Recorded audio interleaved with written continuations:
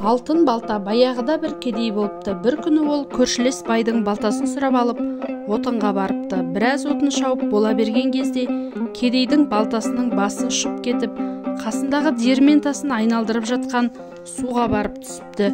Кедей диірменші шалға келіп, балтамды алып бер деп жалынады.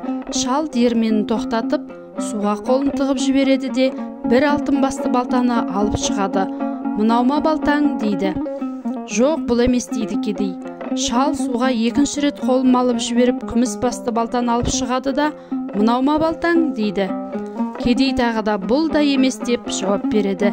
Диірменші үшінші рет қолын суға малғанда қара темір балта ілігеді.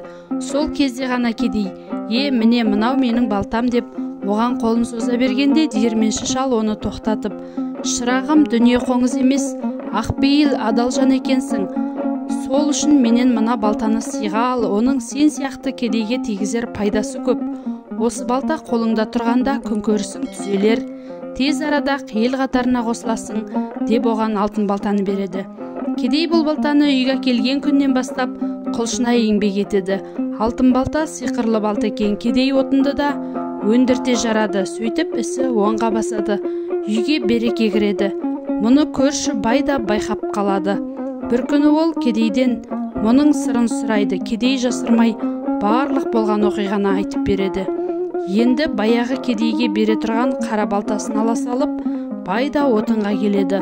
Ол отынды шабар шаппастан шыдамай балтасын диірмен суына лақтырып жібереді де, «Алып бер» деп диірменші шалға келеді.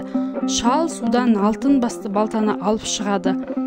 Сол-ақ екен, бай, «Менің балтам, мынау менің балтам» деп тұра ұмтылады. Бірақ диірменші шал оны кеудесінен итеріп тоқтатады да, «Қоя тұр, құлқыны тоймаған қу неме, міне сенің балтаң» деп байға өзінің темір басты балтасын алып береді. Бай амалы құрып үйіне қайтады.